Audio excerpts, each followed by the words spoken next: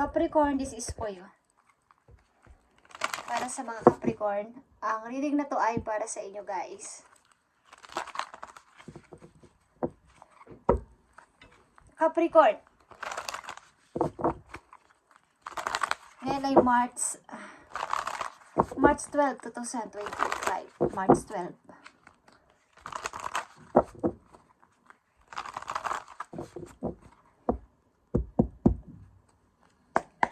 Message sa inyo today, March 12, 2025. Capricorn, hold your emotion. Okay, it's all about sa yung emotion. Full moon in Aries. O may dealing sa inyong Aries. Okay. Pakalmahin yung inyong sarili, lalo ng inyong nararamdaman kapag kayo ay medyo parang nagagalit na o tumataas ng inyong temper. Is huminga kayo ng malalim muna bago kayo magsalita. At magpigil ng galit. Okay. Capricorn, tingnan natin ang message dito para sa inyo. I need lang ng one message dito. March 12, 2025. Meron bang nakakapagpa-taas ng inyong presyon? Parang temper o dugo. Nakakagalit. Okay. Call your emotion.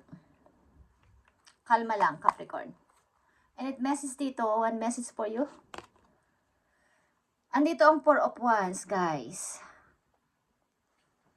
May celebration bang magaganap sa inyo, guys? Something. Yeah. May paparating ditong tao. Capricorn. Ito ay Scorpio energy. Nandito din ang Ten of Pentacles. Something na reunion, guys. Pagkikita ng dalawang taong dating nagsama, dating may pinagsamahan. Nandito ang Scorpio, Aries. At yeah, fire sign is here. Lakas. Anong kaugnayan nito sa pagdating ng isang tao na parang reunion, parang magkikita muli, parang ang tagal yung hindi nagkita. At ito ay may kaugnayan sa dalawang taong nagmahalan. At parang nasayang, okay?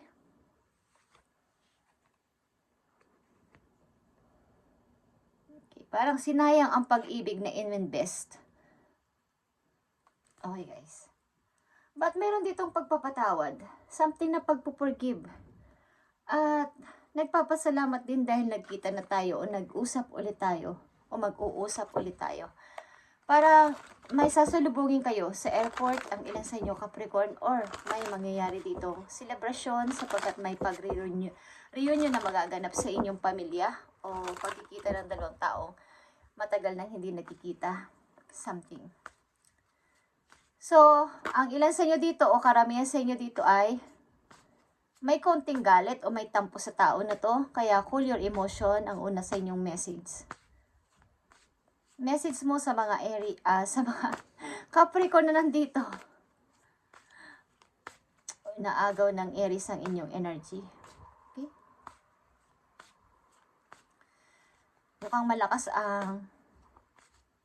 ang papel sa inyo ng isang energy ng Aries. Okay, Capricorn. Tingnan natin. Payo sa inyo, Capricorn, dito sa inyong reading. Sa inyong sitwasyon. You are doing your best and that is enough. Any difficulties you face will not last forever. Release the thoughts and feelings that don't feel good. Focus all your energy on love.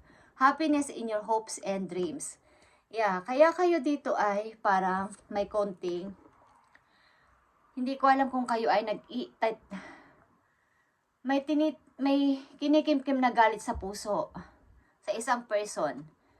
At parang nagawa ko naman ang lahat. Bakit nagkaganito pa? Okay? Meron kayong sinasabing ganyan. But ang mga difficult na naramdaman nyo o nararamdaman nyo is hindi na to magtatagal sa inyo, Capricorn. I-release mo ang mga pag-iisip at feelings mo na hindi tama sa iyong isipan. I-release mo yan. Simula sa araw na to. Mag-focus ka sa iyong energy at energy on love. Kumbaga, kung may galit ka sa tao na to o may sama ka ng loob sa tao na to na maaaring paparating o sasalubungin mo o makakausap mo again is pairalin mo yung love sa puso mo para hindi ka magalit sa kanya. Sa halip ay mag-usap kayo ng maayos, pakinggan ang side niya. Maaring kailangan nyo lang ng pag-uusap puso sa puso, yung may halong pagmamahal, okay? At mag-focus ka sa yung happiness and yung mga hope mo sa kasalukuyan and dreams. Okay, Capricorn, malamang at sa malamang ay merong magpapakita sa inyong tao na nagpagalit sa inyo ng sobra-sobra, nagpasama ng inyong loob ng mga maraming taon na. At finally, ang tao na to ay magpapakita na sa inyo o gustong makipag-usap sa inyo. Okay? Mukhang dapat kayong mag-cleansing, Capricorn, about dito, na pairalin ang love kesa magalit at magtampo pa sa person na to. Magpatawad sa puso, okay? Kung nagkasala ang tao na to sa inyong buhay, is kung kaya nyo mang patawarin, is patawarin nyo. Kung hindi pa, at hindi pa sapat ang panahon to, forgive sa tao na to ay hindi din masama na timing lang ang makakapaghintay. Kung yan ang inyong pakaramdam. Pero kung sa palagay nyo ay kayo nahihirapan din sa sitwasyon at kailangan nyo din magpatawad na para matapos na ang gumugulo sa inyong isip, ay gawin nyo na kaagad hanggang maaga pa. Okay? Nagawa mo na ang iyong best and that is enough. Capricorn, tingnan natin ang message pa para sa'yo.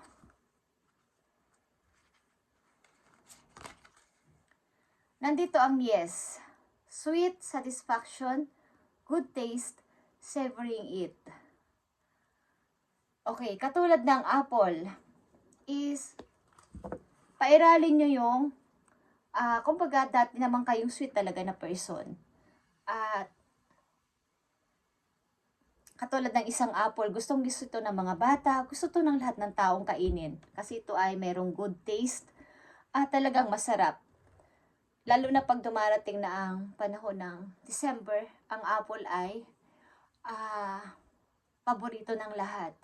At maybe, meron din kayong sinasabihan ng word na yung parang apple of the eye. Okay, guys? So, maaaring sa kasalukuyan kayo nandito sa lemon taste. Okay. Yung parang maasim. Okay? Parang hindi niya gugustuhan to ng iba. Pero kapag ito ay inyong laging natitikman o naiinom ang isang lemon, ay magugustuhan nyo rin pagdating ng panahon. Something na may kailangan kayong ibalik sa inyong nakaraan na dating nangyari sa inyong dalawa na meron namang good na nangyari. Hindi lang puro bad ang inyong mga pinagsamahan ng person na to.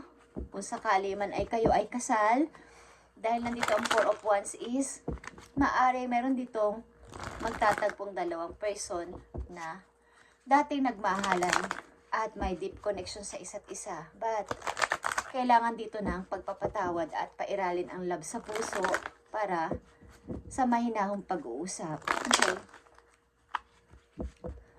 Cool your emotion, Capricorn, sa pagkakataong ito. Tingnan natin pa mga payo sa inyo ng mga angels. Capricorn, ngayong March 12, 2025. March 12. Payo mo sa mga Capricorn ngayong March 12, 2025. I need message for Capricorn. Ibigay mo ang tamang message para sa kanila. Thank you. Okay, Capricorn.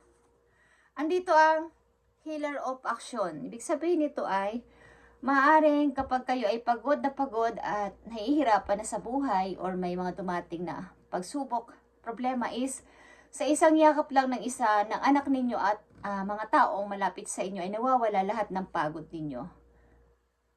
Sa isang yakap o halik lang ng inyong anak, kung kayo may anak pang maliit, is nawawala lahat ng mga alalahan ninyo sa buhay. Okay? Maaaring kahit na anong nangyari sa inyong paghihirap o mga pasakit, kapag naaalala nyo ang inyong anak na meron kayong inspiration ng inyong mga anak is, lahat yun ay napupunan ng pag-asa at parang inspiration na lalo pa kayong magsikap at hindi mag-give up sa buhay. Okay, Capricorn?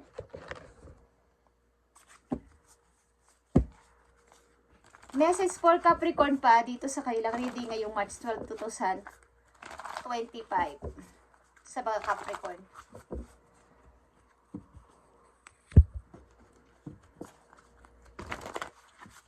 Mukhang may nasira ditong parang ininvest na pag-ibig at parang may magbabalik. Come together. Message mo sa mga Capricorn na nandito sa reading, bigay mo ang tamang message sa kanila at para magkaroon sila ng tamang guide sa mga paparating pang araw. Thank you.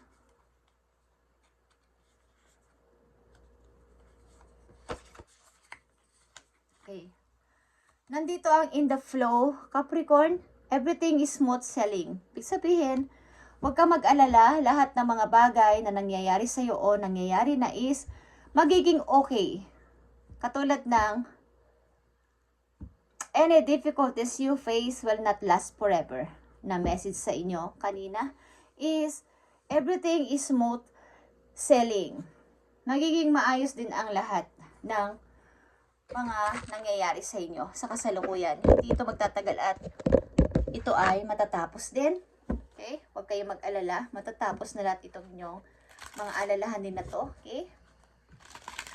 At maaring may sinasabihan kayo ng ikaw ang pag-a-apple of the eye ninyo or kayo ang sinasabihan nito ng isang person dati.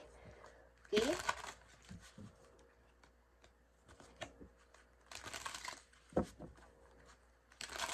Message mo sa mga Capricorn.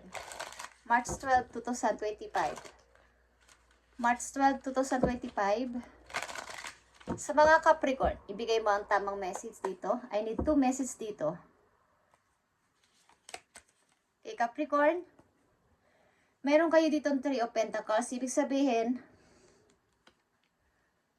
ang ilan sa inyo dito ay nag-i-start ng bagong trabaho o naghahanap ng trabaho sa kasalukuyan at gusto ninyong makapag-impok at ipagpatuloy ito. Maaaring kayo ay nagre-restart sa buhay. Ilan sa inyo nandito sa reading ay nagpapatuloy sa buhay bago kumbaga natapos itong pagsasama na to na parang naiwan kayo sa ere is nag-i-start kayo sa inyong sariling pamamaraan. But meron dito magpapakitang tao sa inyo para humingi ng tawad, something, at maaari dapat mo kontrolin ang iyong temper. Okay? Yeah. Ace of Wands. Ito ay pagpapasimula sa bago ninyong pag-i-start. Ay ilan sa inyo? Maaaring nagre-relocation or something na kayo ay umalis sa inyong place to move. Okay, mag-move on sa sitwasyon na to. But, mayroong dumarating o mayroong darating na isang taong nagkaroon ng relasyon sa inyo dati. At ito ay isang reunion na masasabi sapagkat ito ay dati ninyo nakasama sa buhay at maaaring kailangan ninyo mag-usap. Palagay ko dito ay kailangan ninyo magpatawad o may dapat na patawarin. Message for Capricorn. I need message for Capricorn dito. March 12, 2025. March 12, 2025 sa mga Capricorn. Okay, nandito ang death. At ito ay restart din, guys. Ito ay restart din. Meron ditong natapos something at merong magre-restart. Kumbaga, yung dating ikaw ay may isang area sa buhay ninyo na inyo munang kailangan kalimutan o iwaglit muna, pasamantala, to restart at mag-build ng bago sa inyong buhay. Okay, Capricorn? May dapat kayong kalimutan muna at ito kasi ay natapos na para ako'y makapagsimula naman ng para sa aking sarili. Something na kayo ay matagal na nag-iisa but meron ditong magpapakitang tao again sa inyo to talk. Sinasabi nyo na napakatagal na, bakit ngayon ka pa magpaparamdam o magpapakita sa kung kailan akong nagkakaroon na ng pag-umpisa at nagiging okay na sa lahat is ngayon ka pa magpapakita.